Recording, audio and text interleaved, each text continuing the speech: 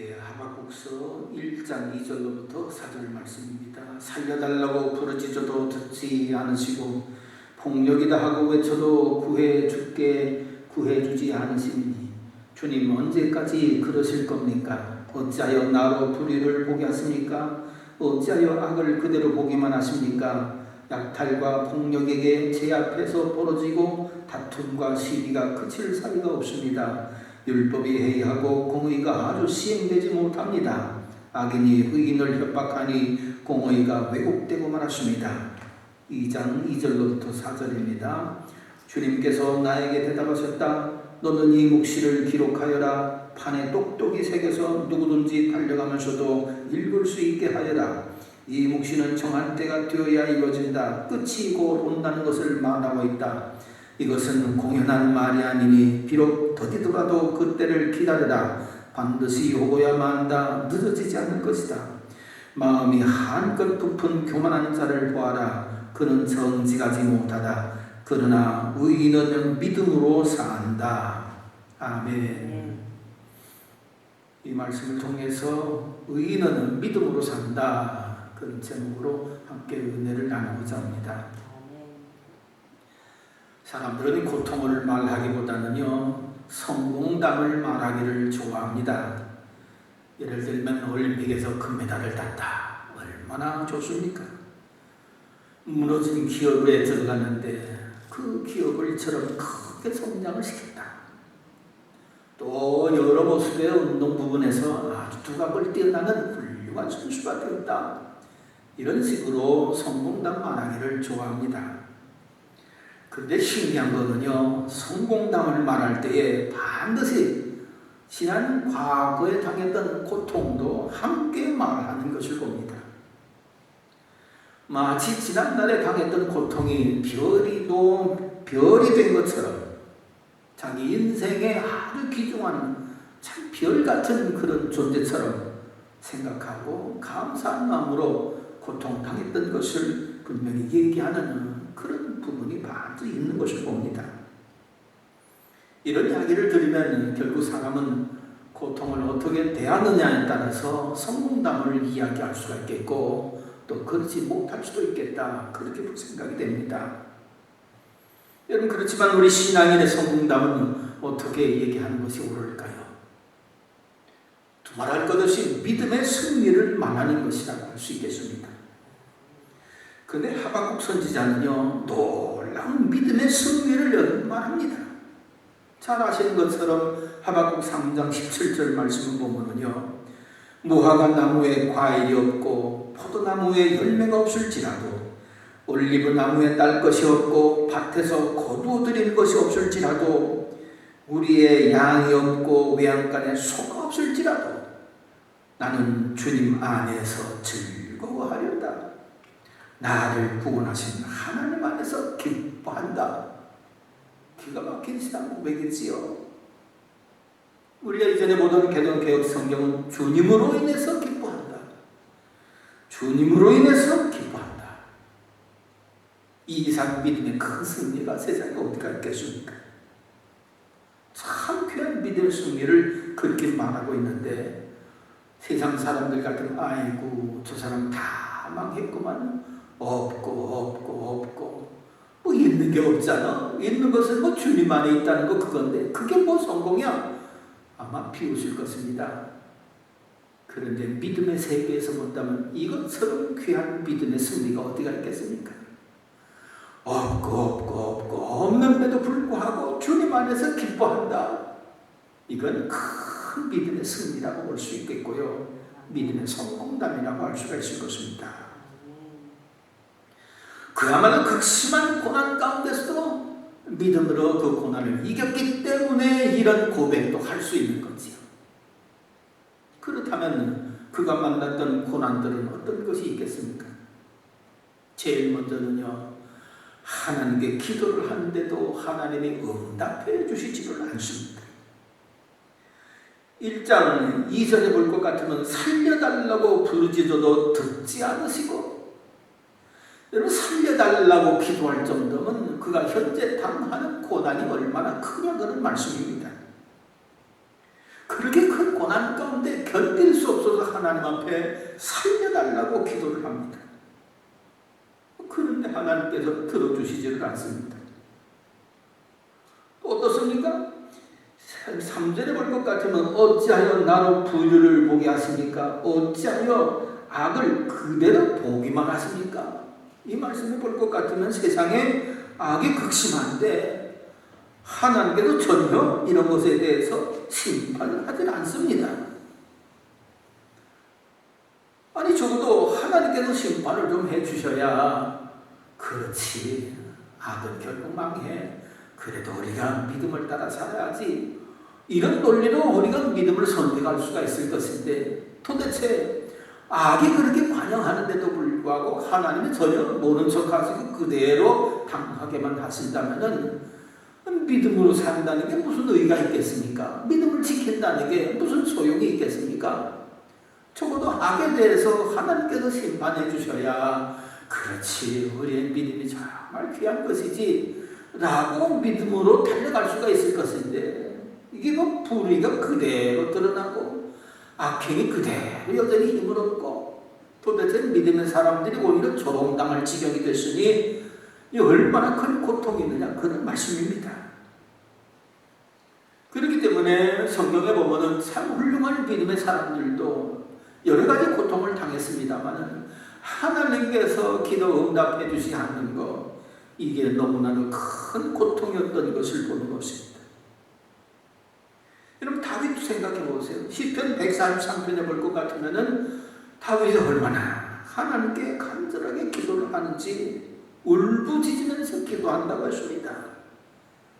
143편에 볼 것 같으면은 원수들이 자기 목숨을 노리고 생명을 앗아가는 것, 이런 두려움과 공포 속에서 하나님 앞에 견딜 수 없어 울부짖어 기도를 합니다. 그런데요, 하나님께서 응답해 주시지를 않아요.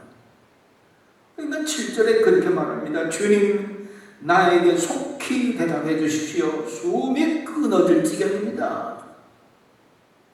주님의 얼굴을 나에게 숨기지 말아 주시옵소서. 내가 무덤으로 내려가는 자들과 같이 될까 두려워합니다. 그러니까 뭐예요? 자기 목숨을 찾으려고 길을 쓰는 원수들, 이로 인해서 당하는 고통, 이것도 크겠지만 더 큰 고통은 이런 고통 가운데 하나님께 울부짖어 기도하는데도 불구하고 하나님이 들어주시지 않는다는 것, 이게 참 신앙인들의 큰 고통이지요. 왜 하나님께 울부짖으면서 그렇게 살려달라고 기도합니까? 의지할 리가 하나님 한 분밖에 없거든요. 정말로 구해주실 분은 하나님 한 분뿐이거든요. 그러니까 하나님 앞에 울부짖으면서 살려달라고 기도를 하는데 어떻게 하나님께서 응답을 안 해주시느냐, 그런 얘기입니다. 그러니까 하박국 선지자는 주님 언제까지 그러실 것입니까? 언제까지 모른 척 하십니까? 그런 뜻이겠죠. 그런데요, 이 하박국 선지자하고 동시대에 같이 역사했던 그런 선지자가 있습니다. 예레미야 선지자입니다. 놀랍게도 예레미야 선지자한테는 하나님께서 응답해 주시는데 그거 비밀한 것까지 보여주시겠다고 응답을 해 주십니다. 예레미야 33장 3절에 볼 것 같으면 예레미야가 옥에 갇혔을 텐데 거기서 기도할 때 하나님께서 응답을 주십니다. 내가 나를 부르면 내가 너에게 응답하겠고 내가 모르는 크고 놀라운 비밀을 너에게 알려주겠다. 이렇게 하나님께서 응답해 주시면 고통도 참을 수가 있고 내일에 대한 소망, 기대해가면서 기쁨으로 잘 감당할 것입니다. 이렇게 기도 응답해 주시는 하나님이신데 하박국 선지자한테는 살려달라고 울면서 기도를 해도 들어주시지를 않습니다. 그러니 얼마나 큰 고통이느냐, 그런 얘기지요. 그러니까 이렇게 기도 응답되지 않는 것이 고통이지만 기도 응답되지 않는 것 때문에 세상에서 벌어지는 일들은 또 어떤 일들이 벌어집니까? 그럼 세상에서는 여전히 3절을 볼 것 같으면 약탈과 폭력이 제 앞에서 벌어지고 다툼과 시비가 그칠 사이가 없습니다. 율법이 해이하고 공의가 아주 시행되지 못합니다. 그렇지요. 하나님께서 응답해 주셔야 저 악인들이 물러날 것이고, 하나님께서 응답해 주셔야 공의가 설 것이고, 하나님이 응답해 주셔야 율법의 권위가 설 텐데, 하나님이 응답 안 해주시니까 여전히 세상은 폭력과 시비와 다툼, 말씀이 해이해지고 율법이 무시당하고 하나님 무시당하는 그런 일들이 벌어지고 있는 것입니다. 그러니 선지자가 이 사실을 알고 이 현장을 볼 때 얼마나 마음이 괴롭고 아프겠느냐, 그런 얘기입니다. 우리가 때때로 텔레비를 통해서 막 칼질하고 막 폭력을 행사하고 그런 모습을 보지 않습니까? 얼굴을 그냥 전부 다 뭘로 가리고 폭도로 비워내가지고서 자기와 전혀 상관도 없는 상관을 막 부수고 창문을 깨뜨리고 그 안에 있는 것들을 다 탈취해가는 이런 폭력, 기가 막힌 거지요. 우리 보는 사람들조차도 마음이 아픕니다. 그러니 그걸 당한 당사자들은 얼마나 마음이 아프고 고통스러울 것입니까? 자기만이 옳다고 생각을 하고 다른 사람들은 틀렸다고 생각하면서 자기 이기심으로다가 꽉 채우려고 하는 이런 폭도들, 이게 활동하는 세상을 바라보니 선지자의 마음은 얼마나 고통스럽겠느냐, 그런 얘기지요. 이 하박국 선지자가 활동한 시대는 유다가 망하기 20년 전 그때 세상입니다. 이전에 여호야김이 왕으로 있었는데 정치적으로다가는 북쪽에서는 바벨론이 강력한 힘으로 커가고 있습니다. 정말 참 대단한 힘을 가지고 그 확장을 하고 있습니다. 그런데 유다까지 먹으려고 계속해서 노리고 괴롭히고, 그러니까 유다는 참 힘든 거지요. 그는 남쪽에서는 또 애굽이 있어가지고서 애굽이 또 저 북쪽으로 진입해서 바벨론까지 정복하려고 하는 그런 생각을 가지고 있기 때문에 때에 따라서 유다를 또 괴롭힙니다. 그러니까 이 유다는 바벨론과 애굽 사이에서 이러지도 저러지도 양쪽에 눈치 보느라고 어떤 데는 이쪽에도 조공을 바치고 저쪽에도 조공을 바치고, 그러니까 백성들은 조공 바치랴 세금 내랴 허리가 휘지는 거지요. 뭘 해서 그래도 남는 게 있어야 될 텐데 이것 빼고 저것 빼고 이러니까 나중에 빚으로 살아갑니다. 그럼 빚지고 살면 어떻게 됩니까? 빚 못 갚으면 그때 당시에 또 종으로 팔려가야만 됩니다. 이러니까요, 종으로 팔려가면 또 부도덕한 문제 생기지요. 여러 가지 안타까운 문제 생기지요. 너무 세상이 약하니까는 이 종으로 팔려가는 거, 이런 문제 때문에 하나님께서 예레미야 선지자한테 말씀하셔가지고서 안식년 되면은 다 풀어줘라. 이래가지고서 또 안식년 때면은 또 이렇게 풀어주기도 했습니다만은 그것도 잠시 잠깐 또다시 종으로 또 붙잡아서 일시킵니다. 그러니까 하나님 말씀도 멸시당하고 왕조차도 하나님의 말씀을 제대로 시행을 못하는 겁니다. 선지자가 하나님 앞에 받아서 쓴 글, 왕이여 보소서 하면 그거 찢어버립니다. 그러니 율법도 무시당하지요. 폭도들, 폭력, 이런 게 끊임없지요. 어떻게 하겠습니까? 살려달라고 기도할 수밖에. 그런데 하나님이 안 들어주시니 이 고통을 어떻게 해소할 수가 있겠느냐, 그런 얘기입니다. 그런데 하나님께서 드디어 2장에 볼 것 같으면은 1장 3절에 5절에 볼 것 같으면 하나님께서 드디어 이렇게 기도를 들어주십니다. 못할 일이 벌어지는데 6절에 볼 것 같으면 이제 내가 바벨로니아 사람을 일으키겠다. 그들은 사납고 성공한 민족이어서, 하나님께서 기도를 들어주시는데 이건 뭐 안 들어주시니만 못하는 그런 말씀을 주십니다. 그러니까 세상 말로 혹대다 혹을 더 붙인 격이 된 거지요. 아니, 하나님이 기도 응답을 해주신다면은 그래 알았어, 그런 폭력도 자제해 줄게, 그래 내가 내 말에 권위를 세우도록 저들에게 좀 역사도 일으키겠다, 좀 그러셔야 될 텐데 이게 무거운 짐 벗어주시지도 않고 위로해 주시지도 않고 오히려 더 강력한 말씀을 하십니다. 유대 나라보다 더 강하고 악한 나라, 천하를 주름잡고 다니는 주변국 바벨론을 일으켜서 이들로 하여금 유대를 치겠다, 점령하게 만들겠다.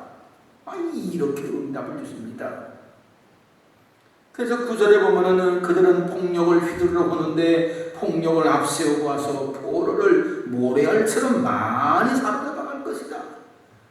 그들은 왕들을 업신여기고 통치자들을 비웃을 것이다. 자, 이렇게 하나님이 말씀하십니다. 아니, 이 백성들을 건져주시는 것이 아니라 더 강한 나라를 불러들여 가지고서 아예 망하게 만들겠다, 그렇게 말씀하시는 것입니다. 기가 막힌 거지요. 예레미야 선지자도 34장 22절에 하나님께서 주신 말씀을 이렇게 또한 전했습니다. 보아라, 내가 명령을 내려서 바벨로니아 왕의 군대를 이 도성으로 다시 불러다가 그들이 이 도성을 공격하여 점령하게 하고 불을 지르게 하겠다.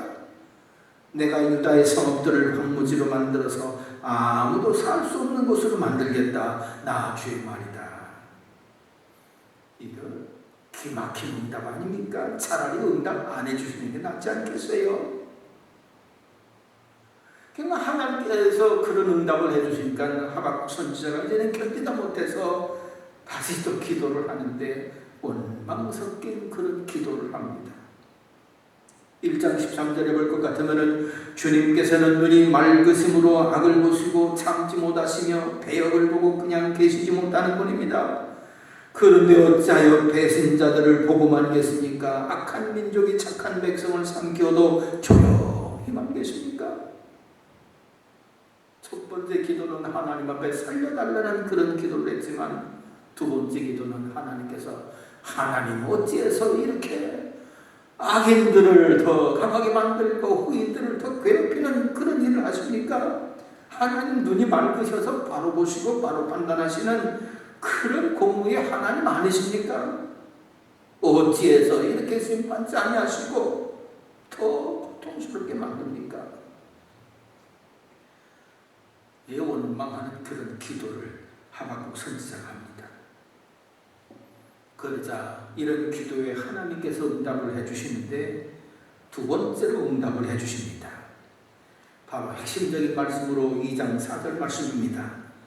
마음이 한껏 부푼 교만한 자를 보아라. 그는 정직하지 못하다. 그러나 의인은 믿음으로 산다.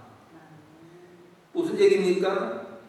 악인들의 형통함을 보고 하나님을 원망할 정도로 고통스러운 세상이라 한다 할지라도 믿음으로 사는 사람은 산다. 의인은 믿음으로 말미암아 산다. 믿음으로 지키고 믿음으로 사는 사람들은 하나님 살게 하신다는 것입니다. 그렇기 때문에 아무리 저런 강하고 폭력과 약탈 이런 다툼과 시비 그런 것이 넘치는 세상이라 한다 할지라도 변함없이 믿음을 지켜서 믿음으로 살라, 그런 말씀입니다. 그게 사는 길이라는 것입니다. 근데 이게 잘 믿어지지 않잖아요. 여전히 세상이 그렇게 악하고 폭력과 시비 다툼 이런 게 넘쳐나고 의인들이 조롱받는 세상인데 어떻게 믿음으로 살 수 있겠다고, 그렇게 할 수가 있겠느냐, 그런 얘기입니다. 그러니까 하나님께서 구체적으로 5절 이후에 자세하게 말씀을 하시는데 무려 5번이나 이런 사람들은 망한다, 망한다, 망한다, 망한다 해가면서 무려 5번이나 확실하게 하나님께서 망하게 해주시는 모습을 그렇게 보여주시는 것을 봅니다. 그런데 이렇게 망하는 것을 확실히 보면은 믿음으로 살겠다, 그런 얘기지요. 그러니 이렇게 망하는 것을 보고 믿음으로 여전히 살아라. 망한 것을 가르쳐 주시는데 6절 2장 6절 후에 보면은 탐욕으로 사는 사람들 반드시 망할 것이다. 그들이 너를 보고 남의 것을 긁어 모아 내 것을 삼은 자야, 너는 망한다. 탐욕의 사람, 탐욕 때문에 여러 가지 다 갖추고 이것저것 다 행하고 풍성한 것 같지요. 그렇지만 탐욕이 그 속에 들어가 있다 할 것 같으면은 탐욕으로 사는 사람은 망한다는 것입니다. 그래서 단테는 탐욕이란 꺾을 수 없는 원수라고 말할 정도로다가 이 탐욕에 한번 걸려들면 끝이 없습니다. 아무리 풍요를 자랑하고 권세를 자랑하고 능력을 자랑해도 속에서는 여전히 그 탐욕 때문에 가난해서 또 얻으려고 하고 또 누리려고 하고 이렇게 긁어모으고 저렇게 긁어모으려고 마음의 만족을 누리지 못합니다.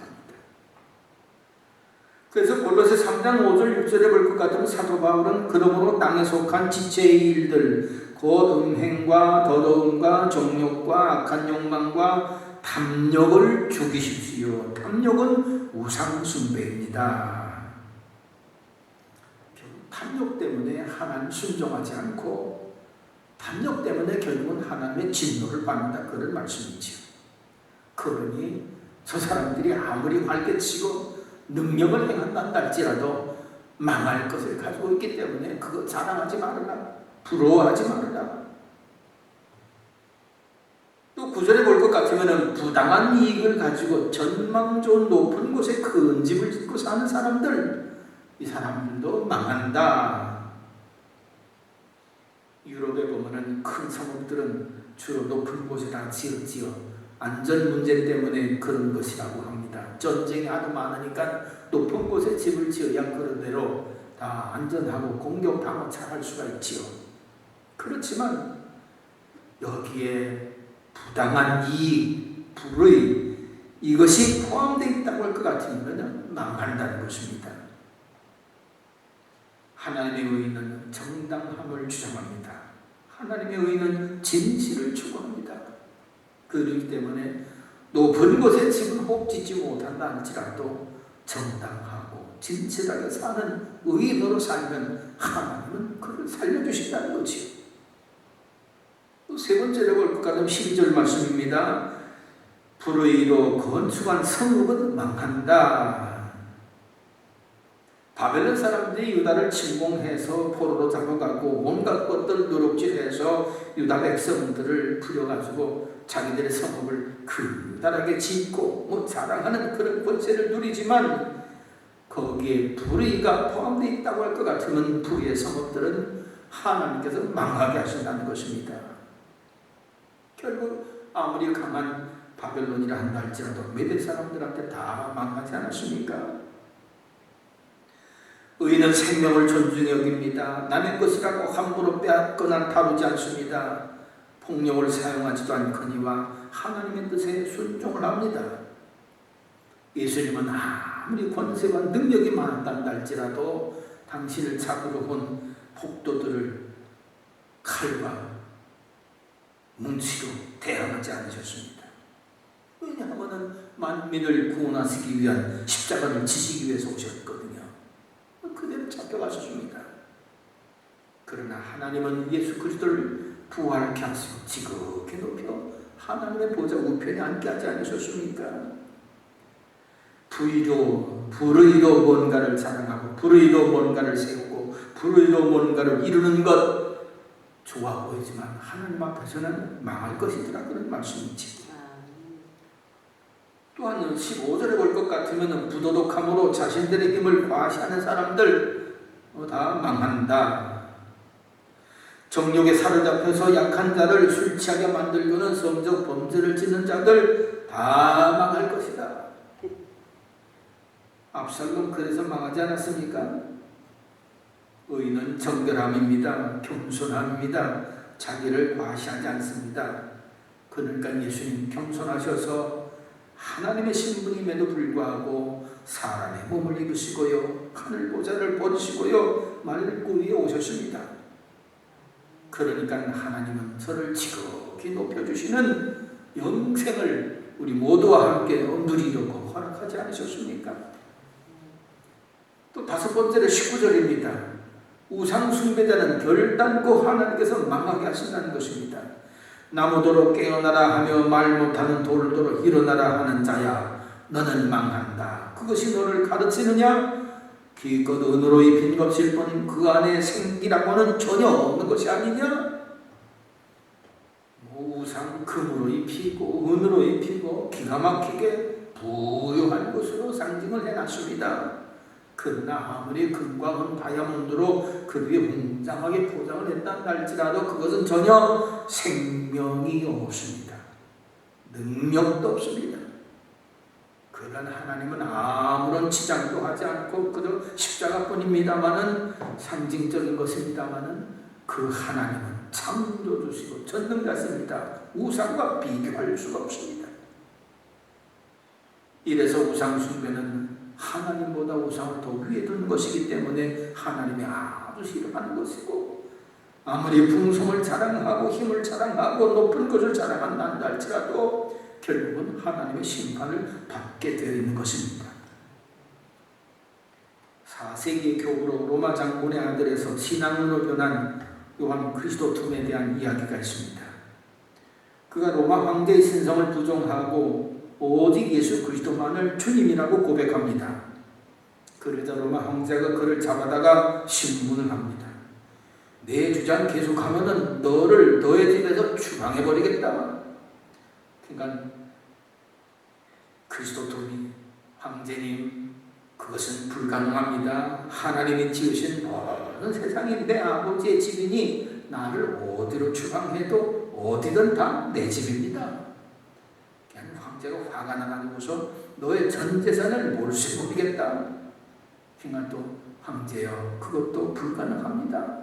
내 재산은 다 하늘에 쌓아뒀기 때문에 누구도 빼앗을 수가 없습니다. 더 화가 난 이 황제가 너를 감옥에 집어넣어서 평생 고독하게 살다가 고생하며 죽게 하겠다. 그것도 불가능합니다. 그리스도께서 영원한 친구가 되셔서 항상 나와 함께 계시기 때문입니다. 그를 무너뜨리지를 못했습니다. 오늘 우리는 고난을 당하거나 고난의 현장을 바라보면서 아파하는 세상을 살고 있습니다. 이럴 때일수록 우리는 하나님의 말씀을 믿는 믿음으로 살아가야 할 필요가 꼭 있는 것을 봅니다. 예수님이 고기를 잡으라고 제자들에게 명할 때 한 번은 깊은 데로 가서 그물을 내리라. 그래가지고 또 많은 고기 잡았어요. 그리고 또 한 번은 배 오른편에 그물을 내리라. 그래가지고 또 많은 고기를 잡게 했습니다. 여러분, 그런데 고기가 깊은 데 있는 겁니까? 고기가 오른편에 있는 겁니까? 아닙니다. 하나님의 말씀이 순종하는 곳에 있습니다. 그러니까 순종하면은 거기가 오른편이든 깊은 곳이든 순종하는 자는 고기를 잡게 돼 있더라, 그런 말씀이지요. 이래서 어떤 환경이든지 의인은 오직 믿음으로 말미암아 살리라. 믿음으로 살아갈 때 어떤 모습으로든지 하나님께서는 고기도 잡게 하시면서 믿음의 승리를 보게 하시는 줄로 믿습니다. 이 은혜가 우리 모두에게 함께 있어지기를 간절히 바랍니다. 기도하겠습니다. 하나님 아버지, 우리는 지금 고난을 당하거나 고난당하는 세상을 바라보며 살아가고 있습니다. 악이 횡행하고 참 이해하지 못할 악한 권세들이 세상을 다스리려고 하는 그런 세상을 저희들이 살아가고 있습니다. 그러나 하나님은 반드시 악에 대해서는 심판하시겠다고, 망하게 하시겠다고 분명하게 말씀하셨기 때문에 우리는 오직 믿음으로 살아갈 수 있는 귀한 길을 열어주신 줄로 믿고 감사를 드립니다. 아버지 하나님, 저희들의 눈을 열어 아버지 하나님을 늘 바라보게 하옵시고, 우리의 귀를 열어 주의 음성을 들을 수 있게 하옵시고, 우리의 입을 열어 주의 말씀대로 살아갈 수 있는 고백을 할 수 있도록 도와주시옵소서. 그래서 이 고통 있는 세상이라 한다 할지라도 하박국 선지자처럼 믿음으로 살아서 믿음의 승리를 함께 고백할 수 있는 모두가 될 수 있도록 축복해 주시옵소서. 감사드리옵고 예수님의 이름으로 기도하옵나이다. 아멘.